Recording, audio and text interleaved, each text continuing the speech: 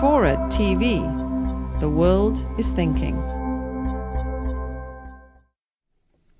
Our second policy approach is to lead with diplomacy, even in the cases of adversaries or nations with whom we disagree. We believe that doing so advances our interests and puts us in a better position to lead with our other partners. We cannot be afraid or unwilling to engage, yet some suggest that this is a sign of naivete or acquiescence to these countries' repression of their own people. I believe that is wrong. As long as engagement might advance our interests and our values, it is unwise to take it off the table. Negotiations can provide insight into a regime's calculations and the possibility, even if it seems remote, that a regime will eventually alter its behavior in exchange for the benefits of acceptance into the international community. Libya is one such example.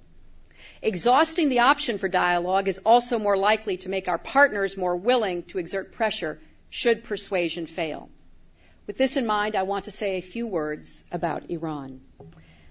We watched the energy of Iran's election with great admiration, only to be appalled by the manner in which the government used violence to quell the voices of the Iranian people, and then tried to hide its actions by arresting foreign journalists and nationals and expelling them and cutting off access to technology.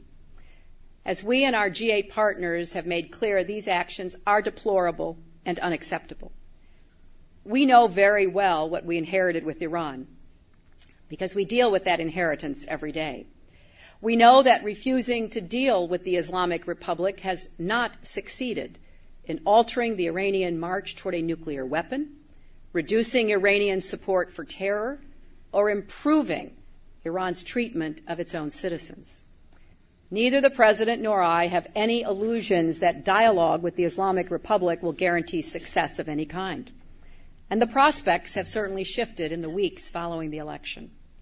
But we also understand the importance of offering to engage Iran and giving its leaders a clear choice, whether to join the international community as a responsible member or to continue down a path to further isolation.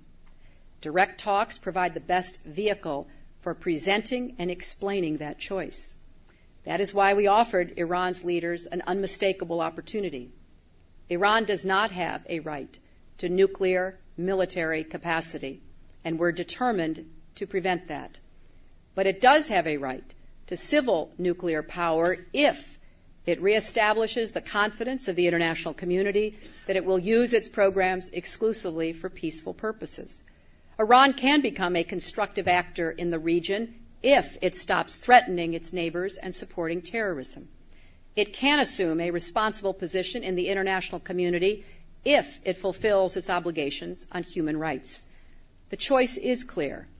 We remain ready to engage with Iran, but the time for action is now. The opportunity will not remain open indefinitely.